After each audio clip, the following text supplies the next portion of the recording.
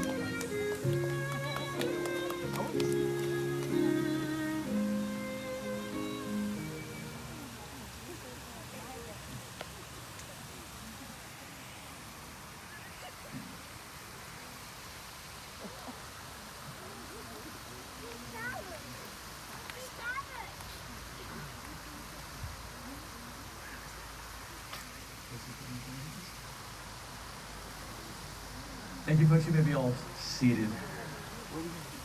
On behalf of this beautiful couple, all those that are standing here with us this evening, we welcome you to this wonderful, wonderful celebration as Charmaine and Zachary are joined together in the bonds of marriage. And I would just like to take this time not only to congratulate you, but to thank you for allowing me to be even this small part of one of the most important days of your lives. And so excited for you guys, and I truly wish you all the best and the happiness in your future together that you truly deserve. I'm honored to be here. Charmaine and Zachary have invited all of you here this evening to witness and celebrate this public declaration of a commitment they've already made in their hearts one to another. So here we are to give recognition to the beauty and the worth of love and to add our best thoughts and prayers and wishes that will unite the two of them in marriage this evening. Theirs is a partnership that's freely chosen. It's founded on friendship and trust and patience. It's a relationship that encourages an enthusiasm for living. These two individuals believe they're going to function better together as a team. And I know many of you have given something and played a part, large or small, in bringing them to this moment in time, and in various ways may be called upon in the future to contribute to this relationship. Love and encouragement will forever be appreciated, and I know they truly thank you for being a part of one of life's most special moments. And may you be as an important part of their tomorrows as you obviously are of their todays. You know, marriage itself, it's a bold step to be taken together into an unknown future. It's risking who we are for the sake of who we can become, but only when we begin to give ourselves fully does that process of growth begin to take place. And so here these two stand here, they come together to declare their love and to be united in marriage. You know, always and appropriately so, at every wedding there is one central theme that's woven through the tapestry of a wedding ceremony, of the wedding day period. It may sound a little bit cliche, but it's just the truth, and that theme is love. Love in itself is one of the most powerful forces in the universe. There's nothing stronger. It's love that brought you guys together. It's that same love that has you standing right here. It's going to be that love that holds you guys together as you leave here, no longer as fiancé, but now as husband and wife. It's got a nice ring to it, doesn't it? You know, all these months, you know, when you plan for these big occasions, you know, you refer to one another as fiancé, and my fiancé this, my fiancé that, but it changes in an instant. And then you're saying things like, well, you know, let me check with my husband. And you're saying things like, let me ask my wife. You know, you'll be saying that a lot, trust me. But that's the power and the beauty of this immense love. And there's a beautiful scripture out of 1 Corinthians chapter 13, and I know you're probably thinking, man, we've heard that a lot at weddings before. Well, I've read it a lot at weddings, but I'm going to ask you this evening to really listen with fresh ears, because there's some powerful truths contained in this scripture that describes the kind of love that holds a marriage together. It says, if I gave everything I have to the poor and even sacrificed my body, I could boast about it, but if I don't have love, then I'm of no value whatsoever. Now it's describing the kind of love that it takes to hold a union like this together. It says, love is patient, it's kind, it's not jealous or boastful or proud or rude. Love never demands its own way. It's not irritable, and it keeps no record of when it has been wronged. It's never glad about injustice, but always rejoices whenever the truth wins out. Love never gives up. Love never loses faith. It's always hopeful. It endures every circumstance.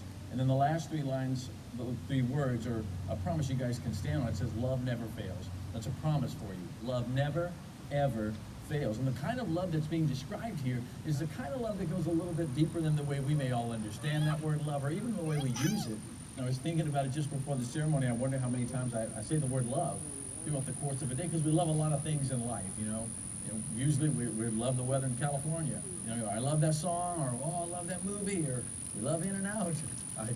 You know, we love a lot of things, but the kind of love that's being described here is what's called unconditional love. And unconditional love at its very root actually demands selflessness. It doesn't suggest it. It doesn't think it's a good idea. It's a necessity for a marriage. It's literally having the attitude, the mindset, the heart set as you go into this relationship of not what can I get from you, but what can I bring to the table? What can I give? Unconditional love always gives, never takes. That's the power and the beauty of it. The poet Wilford Peterson wrote some powerful words on marriage. He said, happiness in marriage is not something that just happens. A good marriage must be created. In marriage, the little things are the big things. It's never being too old to hold hands. It's remembering to say, I love you. This is at least once a day. I recommend 3 or 4. It's never going to sleep angry. It's at no time taking the other for granted. And the courtship should never end with the honeymoon, but should continue throughout the years. It's forming a circle of love that gathers the whole family. It's doing things for each other, not in the attitude of duty or sacrifice, but in the spirit of joy. It's speaking words of appreciation and demonstrating gratitude in creative and thoughtful ways. It's not looking for perfection in each other, but it's cultivating flexibility, patience, understanding, and definitely a sense of humor. It's having the capacity to forgive and forget. And the last line's the most powerful. If you guys don't remember anything else from this ceremony, please take this with you. It says it's not about marrying the right partner, which you absolutely are, but it's about being the right partner. And therein truly lies the essence of unconditional love. So I ask the 2 of you this evening, are you guys ready to pledge your lives one to another? Well, this is the moment that anchors your past and the future together. This evening, the 2 of you are beginning a journey. It's going to last the rest of your lives. And no matter how long it is, no matter where the journey takes you, whether you find yourself on a mountain one day or you're in the valley the next, literally or figuratively, the person that you're holding hands with right now is going to make this journey worthwhile. No other human ties are more tender, absolutely none are more sacred than those that you're about to share with each other right now. Charmaine, do you take Zachary to be your lawfully wedded husband, to have, to hold in sickness and in health, for better or for worse, in good times and in bad, for as long as you both shall live? And Zachary, do you take Charmaine to be your lawfully wedded wife, to have, to hold in sickness and in health, in good times and in bad, for as long as you both shall live? The bride and groom have chosen to write their own vows, which they will share with each other right now.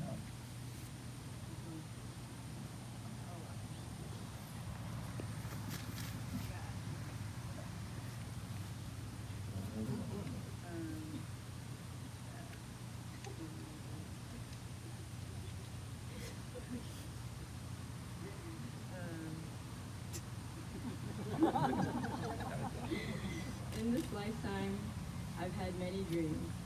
To become a doctor, to become a beauty queen, and to marry an amazing man at an amazing place. And today I can say that one of them has come true, and that's to become a beauty queen.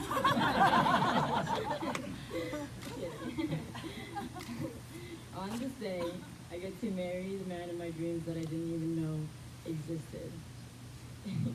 You are the best thing that's ever happened to me. I promise I'll go on as many fishing trips that you want me to go to, even though I never catch any fish. But hey, at least I caught you.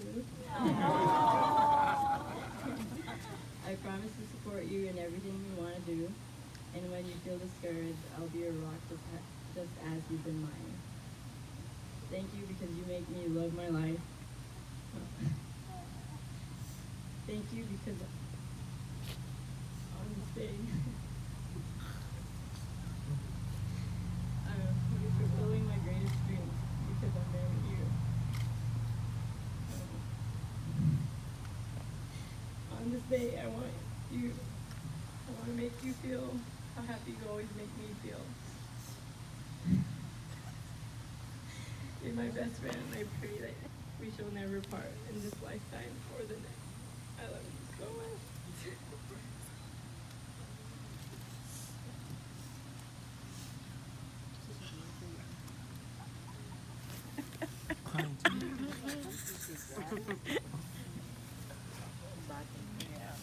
Mom, you crying too? Yeah. Everybody crying.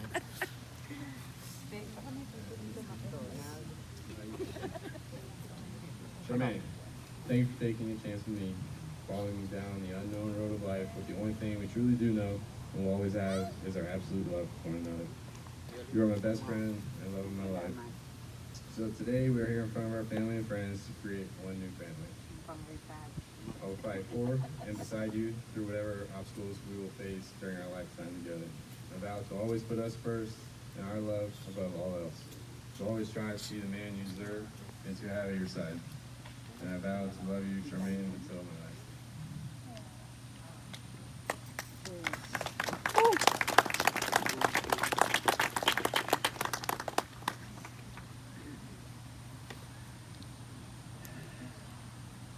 You know, it's always a lot easier to kind of do it the other way, and I always love it when couples do what you guys did, because it takes a lot of courage to get up in front of your family and friends and kind of bare your heart and your souls and write these words down, these vows that you guys made to each other on paper. Nothing wrong with doing it the other way. We could do the repeat after me, but it always, to me, it seems more meaningful when it's coming straight from the heart, the way you did. It takes a lot of courage to do it. It was beautiful what you guys wrote, so thank you for that. May I have the rings, please? The rings are always so beautiful, fashioned out of a very precious and strong metal, and then always fashioned into a circle. Now, circles are symbolic because they have no beginning and they have no end. They just simply keep going without stopping. So these circles, these rings that you guys will wear from this day forward, will always serve as reminders not only to each other, but to anyone else that you do indeed come in contact with from this day forward, that you do indeed belong one to another. So the never-ending circle represents the never-ending love of God for the two of you, but most importantly, the never-ending love that the two of you have one for another. I'm going to ask you to place this on his finger, and as you do, repeat after me. With this ring, I give you my heart. It is a symbol of my never-ending love, and I pledge it to you today.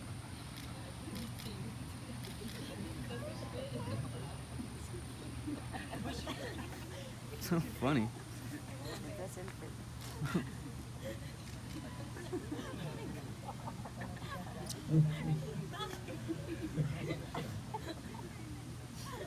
Place it on her finger, and as you do, repeat after me as well. With this ring, I give you my heart. It is a symbol of my never-ending love, and I pledge it to you today. So this time we'll now have the wine blending ceremony. Is there wine?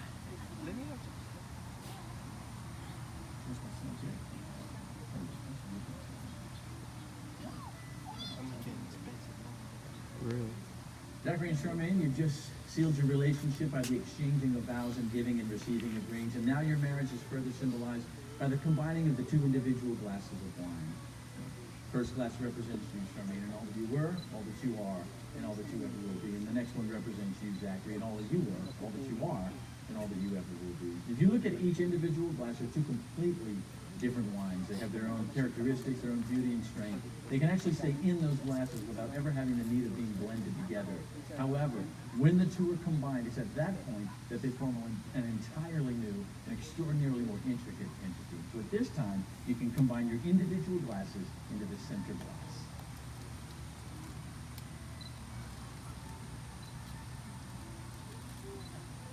The new glass represents your new life together, and although you're two separate people, your lives are now entwined as one. And just as these wines can never again be separated and poured into individual glasses, so is your marriage now, a molding of two personalities forming one heart, one love, one mind, and one spirit. And the lives that each of you have led individually up till now, thereafter be inseparably united. For truly now, the two have become one. Amen. You can take your places back.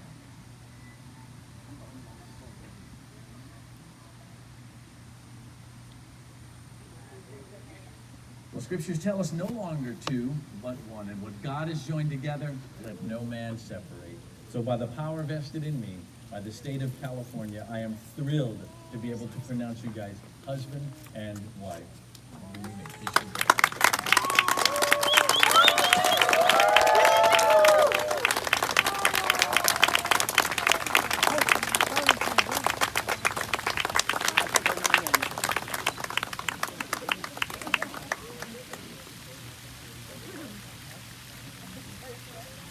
I'm about to catch that shit. Thanks, everybody.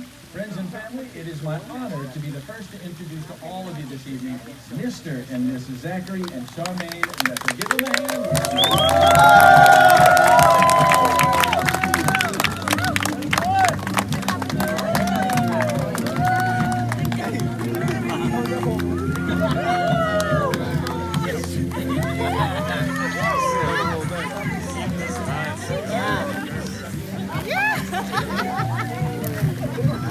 What the hell is that?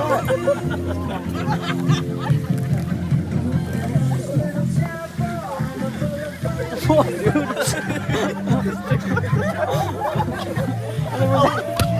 Where's that shit coming from? Oh, it's coming through the whole bag.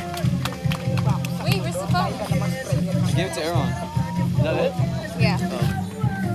Bro, I thought that shit was candy the whole time. No, bro. They said that's rice. No, that's candy. I ate some. I didn't believe it. That's candy, dude. I know. Freaking Aaron threw that on me. He's like, what? No, I did not. I'm me. Oh, you got a lot. Okay.